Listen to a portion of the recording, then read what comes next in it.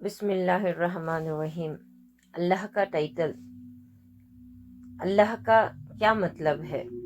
کتاب التوحید معتبر کتاب۔ اللہ میں الف ہے، یہ انعام کا ہے۔ کس چیز کا انعام؟ انعام بولایتی، جس نے تم پہ انعام کیا ہماری ولایت کی صورت میں۔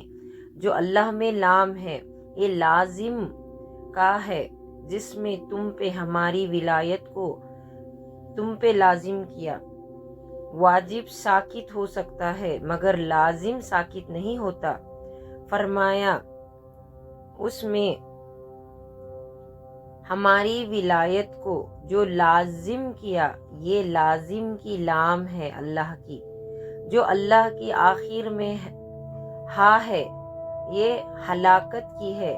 یہ کون سی ہلاکت ہے؟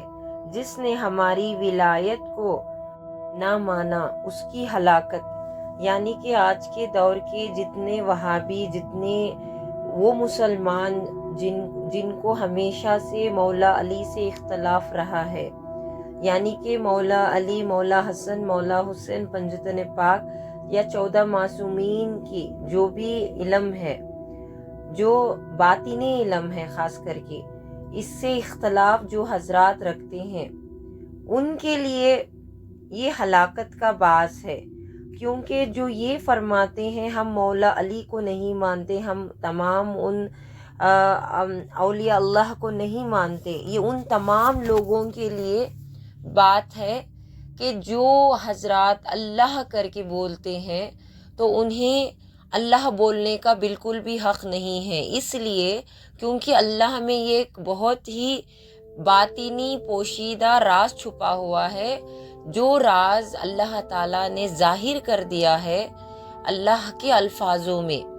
جیسے کہ ہم نے اس ویڈیو میں وضاحت دی ہے کہ جو بندہ اللہ کی پہچان شناخت نہ رکھے اور اللہ اللہ 1000 مرتبہ بھی بولے، تو اس کا ڈیفینیشن کے بغیر بولنا یہ ویسے ہی ہے جیسے کہ کوئی بندہ سوئمنگ پول کے باہر کھڑ کے یہ بولے کہ سوئمنگ ایسے کرتے ہیں ویسے کرتے ہیں۔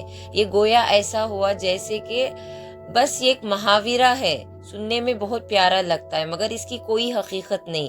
جب تک آپ پانی میں ڈوبو گے نہیں، جب تک آپ اتر کے پانی میں، خود پہلے تیرنا سیکھنا پڑتا ہے، یعنی کہ سوئمنگ کرنا پڑتا ہے، پھر کسی اور کو سوئمنگ سکھانی پڑتی ہے۔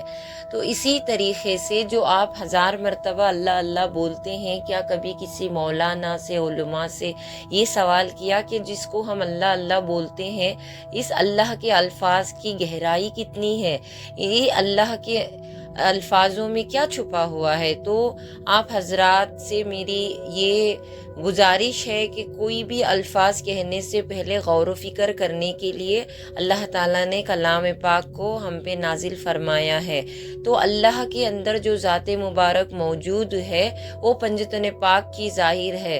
تو ان تمام حضرات سے میری خاص کر کے گفتگو ہے جو بھی یہ فرماتے ہیں کہ ہم مولا علی کو نہیں مانتے، ہم صرف اللہ کو مانتے ہیں، ہم مولا حسن کو نہیں مانتے یا مولا حسین کو نہیں، یا 14 معصومین کو نہیں مانتے، یا جو بھی اولیاء اللہ، قطب، ابدال، قلندر، غوث جو بھی ہیں، ان تمام حضرات کو نہیں مانتے ہیں۔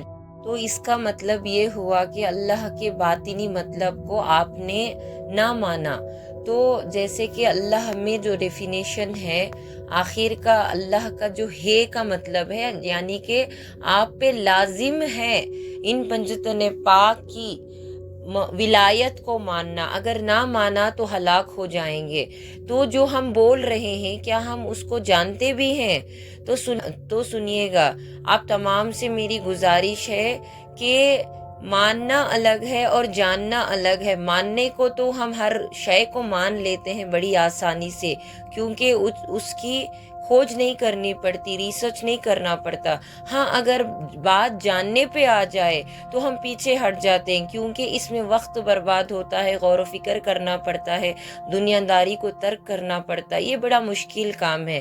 تو اسی لیے بایزید بستامی رحمۃ اللہ علیہ نے فرمایا ہے کہ میں نے کائنات میں سب سے مشکل کام عمل کو پایا ہے۔ تو یہ عمل کرنا، تجربہ کرنا ہر لفظ کو لے کر یہ اتنا آسان نہیں ہے۔ تو یہ تمام چیزیں آپ کو ایک کامل فقیر کے پاس ہی ملے گی۔ کامل فقراء جو ہوتے ہیں، جن کو ایک کے سوا کسی کی طرف نظر بھی کرنا ان کو حرام لگتا ہے، مطلب کہ وہ ایک کے سوا کسی کو دیکھتے ہی نہیں ہیں، وہ ایک طرفہ ہو جاتے ہیں۔ تو یہ تمام چیزیں غور و فکر کی ہیں۔ میری دعا ہے کہ ہلاکت سے تمام حضرات کی حفاظت ہو، اور ہو سکے لائک کیجیے، کمنٹ کیجیے اور شیئر کیجیے۔